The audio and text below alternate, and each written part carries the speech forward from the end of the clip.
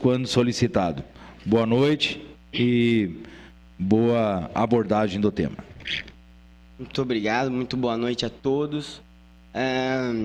Gostaria de desejar boa noite a todos que nos ouvem pela rádio, que nos veem na TV, na verdade, na web rádio também, a todos os presentes.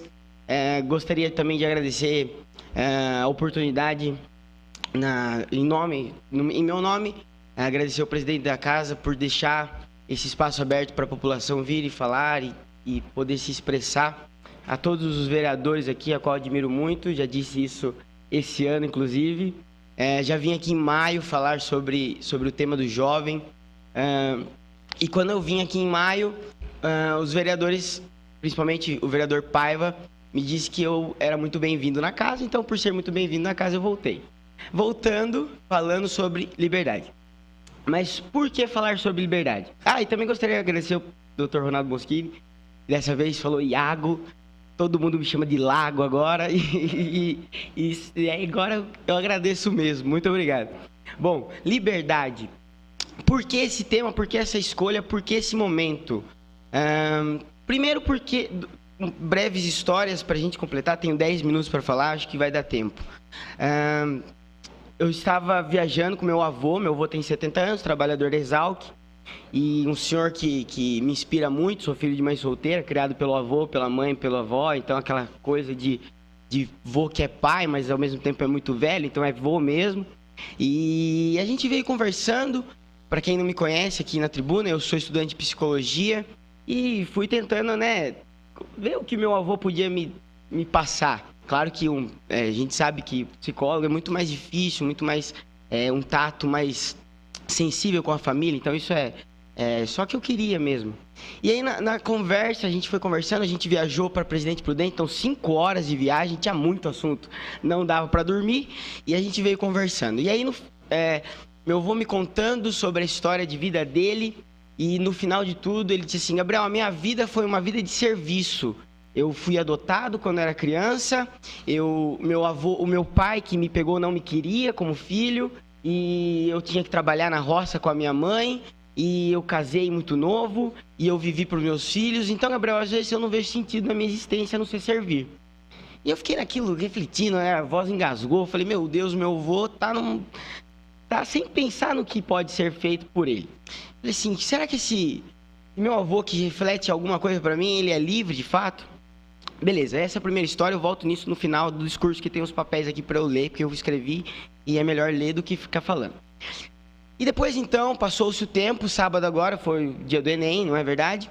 E no Enem, eu estava ali para tentar mais uma nota de Enem, tá na crise, vamos tentar fazer uma bolsa, vou usar algum projeto do Enem para finalizar a faculdade. Estou quase no último ano da faculdade, já fazendo a segunda faculdade de letras, fiz o Enem. E como sou de convicção religiosa, precisei passar um dia todo confinado numa sala para esperar o pôr do sol para fazer a prova.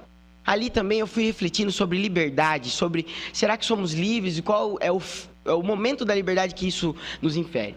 E o que isso nos movimenta em ser livres de fato. Fui pensando, 6 horas de pensamento aí, sem poder conversar. Eu agradeço muito aos aplicadores da prova que foram gentis conosco, de estar ali, não são religiosos como nós, mas foram bastante atenciosos. Pensei bastante. Beleza, no segundo dia da prova, que era a redação, vem o tema liberdade religiosa. E aí eu falei, eu acho que as coisas estão ficando claras. Então, primeiro, eu vou tratar sobre liberdade religiosa por um ponto de vista do quão importante ela é, devido às ideias que talvez as pessoas lá fora puderam analisar das sessões aqui na Câmara também, do trato das questões. Eu não estou aqui para defender nada, eu já vim aqui em maio também, num dia posterior à votação do impeachment, e eu até disse assim, talvez as pessoas queiram saber a minha posição, mas não, eu não vou defender nenhum lado, eu quero simplesmente falar por mim sobre liberdade. E ontem, Donald Trump sendo eleito e a juventude toda, muita discussão, timeline do Facebook, todo mundo pós, contra, enfim. Não é isso que eu vim falar hoje. Mas liberdade religiosa, de fato, eu queria trazer o PowerPoint, acabei não trazendo, mas ela está na nossa Constituição, ela está na Constituição Federal, ela está entre nós. Eu vou apenas reportar o artigo 18 da nossa Constituição. Toda pessoa tem direito à liberdade de pensamento, consciência e religião. Esse direito inclui a liberdade de mudar de religião ou crença pelo ensino, pela prática, pelo culto e pela observância isolada ou coletivamente em público ou em particular. Falar sobre liberdade religiosa é falar sobre a constituição humana, de quem nós somos, e até para aquele que não crê. Hoje nós temos confundido muitas questões, porque nossa origem ocidental nos faz esquecer das religiões orientais, das religiões africanas.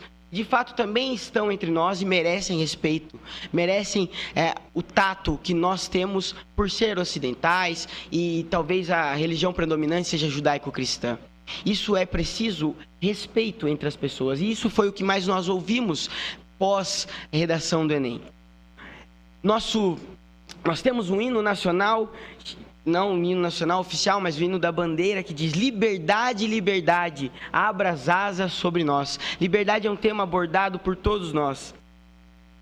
Tratar esse tema aqui no Brasil, ele é muito simples, e mais ainda em Piracicaba, pois o Brasil, entre os países mais populosos de todo o mundo, é o país com maior... o país mais tolerante religiosamente dizendo, mas é muito difícil essa prática da tolerância. Se nós vemos aí, eu tive a oportunidade de ir em Salvador, as baianas com aquelas roupas africanas, se nós vemos isso aqui na nossa realidade, o primeiro sintoma é o medo, algo que não é respeitoso. Então nós precisamos colocar isso mais em prática, o respeito às outras pessoas, o respeito à religião. Nós temos a tendência de rotular via internet ou não, pessoas com religião islâmica que são todos homem-bombas, não é verdade? E aí nós esquecemos que rótulos são para latas e não para pessoas. Então nós precisamos olhar as pessoas como elas são de fato, sem rotular, sem achar que ninguém é importante ou ninguém é merecido porque tem uma religião. Mesmo aqueles também que não creem merecem respeito por não crer, porque também são pessoas e merecem respeito. Essa é a ideologia. Mas aí, pensando nessa ideia de respeito, tanto que nós ouvimos, eu vejo que o respeito, ele vem do temor, mas não o temor de medo. Ninguém se respeita o outro por medo, mas sim porque espera que o outro entenda a questão de eu faço por você o que eu queria que você fizesse por mim. Então é esse o temor do respeito de fato. Isso é importante entre as pessoas. E nessa ideia do temor pelo respeito, pela abrangência de quem é o outro, nós entendemos que nisso tudo há uma lei que rege. E essa lei, ela precisa ser tratada com amor, de fato, entre as pessoas, para que a liberdade seja então entendida. Disse sobre liberdade religiosa, pois a liberdade religiosa não diz somente sobre o culto público ou as igrejas abertas, mas diz também de instituições confessionais e poder falar sobre o criacionismo, enfim, sem ser taxadas como menores ou medíocres, mas sim instituições que também pensam, não é verdade? Mas também digo sobre liberdade, no sentido de que a diferença entre liberdade religiosa, existe uma diferença entre liberdade religiosa e imposição religiosa. Digo que não se impõe ao outro, não se deve impor às pessoas, escolher, falar, pensar somente por decisão própria, mas sim por decisão alheia, que ele escolha por ele mesmo. Sou professor, tenho trabalhado desde 2014 nessa área, tenho somente 22 anos. E dentro de sala de aula muito novo eu erro muito, não acerto sempre. Apesar de parecer aluno, né, de ter cara de aluno, estar entre as crianças não é tão simples. Requer situações de confronto. E um dia desses eu estava na sala e eu pedi a um aluno que ele copiasse, ele disse assim: me obrigue. E aí você vai... como vai lidar? Acaba sendo grosso. Fui chamado na direção pela minha diretora, pela minha coordenadora, pela minha vice-diretora, e com muito tato, com muita excelência, elas me disseram: Gabriel, não é assim que se constrói algo positivo. Tente mudar.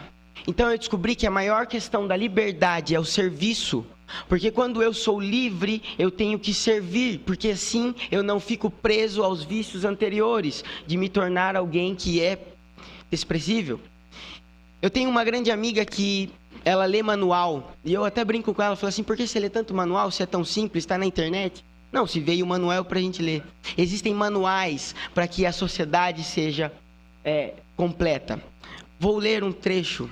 A escola sempre foi o mais importante meio de transmitir a riqueza da tradição e de uma geração para a seguinte. Isso é ainda mais verdadeiro hoje, em tempos passados. Não posso pedir questão de ordem, né? Nem 2 minutos.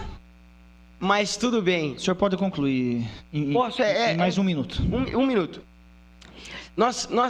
A realidade é a seguinte.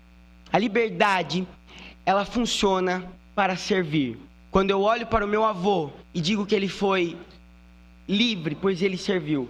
Cada um de nós, o nosso conhecimento base deve servir para a comunidade, mas não para alienar pessoas, não para alienar pensamentos, que todos pensem igual, mas que cada um tenha autonomia de seus atos para servir aos outros. E eu digo isso numa casa de leis, onde os vereadores têm trabalhado nessa perspectiva, cada um ao seu modo, mesmo os mais altivos, outros mais tranquilos, mas trabalhando, e isso eu vejo. E como jovem, eu digo, a maior liberdade não é ocupar, mas sim trabalhar pelo outro. Não ocupe se você não estiver ocupado aqui. Pense no que você fizer. E é essa minha deixa, a liberdade é servir, não viver sem uma causa e sempre no outro. Obrigado a todos, essas são minhas palavras. Espero que vocês tenham um bom final de semana, que vai vir feriado e vai ser muito bom mesmo, porque 5 dias de feriado é ótimo. Então, boa noite. Boa noite, senhor Gabriel. Boa noite, senhor Gabriel Iago. Parabéns.